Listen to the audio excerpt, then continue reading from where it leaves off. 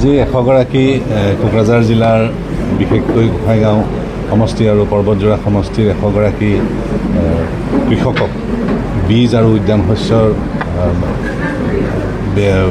কিছু বস্তু ইয়াত বিতৰণ কৰা হয় সামূহিকভাৱে। আৰু ইয়াত আমাৰ ইয়াৰ লগতে বিভিন্ন কাৰ্যসূচী তেখেতসকলে আজি অসম কৃষি বিজ্ঞান কেন্দ্ৰৰ পৰা তেখেতসকলে প্ৰদৰ্শন কৰে। আৰু এই যি আজি ৰাজহুৱাভাৱে বিতৰণ ব্যৱস্থা ইয়াত কৰা হৈছে, মই ভাবোঁ যে এই ৰাজহুৱাভাৱে কৰা বিতৰণ ব্যৱস্থাই আমাৰ আন আন কৃষকসকলকো এই ব্যৱস্থাৰ লগত জড়িত কৰিব। আৰু আমাৰ যি ট্ৰেন্সপাৰেঞ্চি আৰু আমি যি স্বচ্ছতাৰ কথা কওঁ, এই বিতৰণ ব্যৱস্থাই স্বচ্ছতাও আমাৰ মাজলৈকে আনিব। কিন্তু আমাৰ কৃষি প্ৰধান দেশ, কৃষকসকলৰ ক্ষেত্ৰত আপুনি কি ধৰণৰ আহ্বান কৰিব? নিশ্চয় আমি ইয়াতে আজি আমি এটা কথাতে গুৰুত্ব দিছোঁ যে আমাৰ কৃষকসকলৰ মাটিৰ যি লেণ্ড ৰেকৰ্ডছ আছে, সেই ভূমি সম্পৰ্কীয় নথিসমূহ তেখেতসকলক আপডেট কৰাৰ কাৰণে আমি ৰিকুৱেষ্ট কৰিছোঁ। কাৰণ ডিষ্ট্ৰিবিউশ্যন এণ্ড সেইটো হৰ্টিকালচাৰ চিডলিং এইবিলাক ডিষ্ট্ৰিবিউশ্যনৰ আজি প্ৰগ্ৰাম হৈছে, তো এইটো বহুত মানে প্ৰশংসনীয়। মই পাৰ্চনেলি মানে কৃষি বিজ্ঞান কেন্দ্ৰত যিমানখিনি কৰ্মকৰ্তাসকল আছে বা চাইণ্টিষ্টসকল আছে বা জনে সেইটো প্ৰগ্ৰামটো মানে ছেট আপ কৰিছিলে, এখেতসকলক মই যথেষ্ট ধন্যবাদ দিব বিচাৰিছোঁ। কাৰণ আমাৰ খেতিয়কবিলাকক মানে কোৱালিটি চিডলিং বা কোৱালিটি চিডটো খুব দৰকাৰ হয়।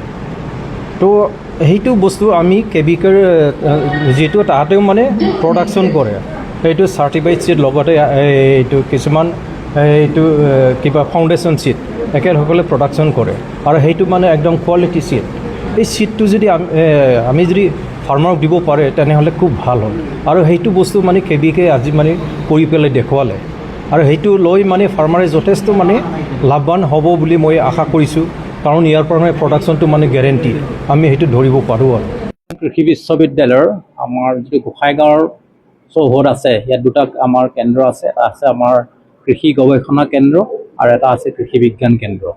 এই দুইটা অনুষ্ঠান থকা আমি চৌহদত আজি উপস্থিত হৈ এখন আমি সভা অনুষ্ঠিত কৰিলোঁ। সভাখন আছিলে আমাৰ চেৰিমনিয়েল চিড এণ্ড প্লাণ্টিং মেটেৰিয়েল ডিষ্ট্ৰিবিউশ্যন।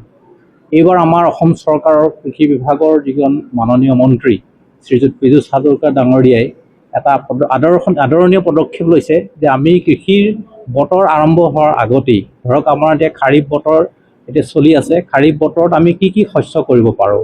এতিয়া আমাৰ ধান চলি আছে, ধানৰ লগতে এতিয়া আমাৰ মগুমাহ বা অৰহৰ বা আমি ব্লেক গ্ৰাম যিটো মাটিমাহ, এইবিলাকৰ খেতি এতিয়া আমি আৰম্ভ কৰিম আগষ্টৰ 15 তাৰিখৰ পাছৰ পৰা।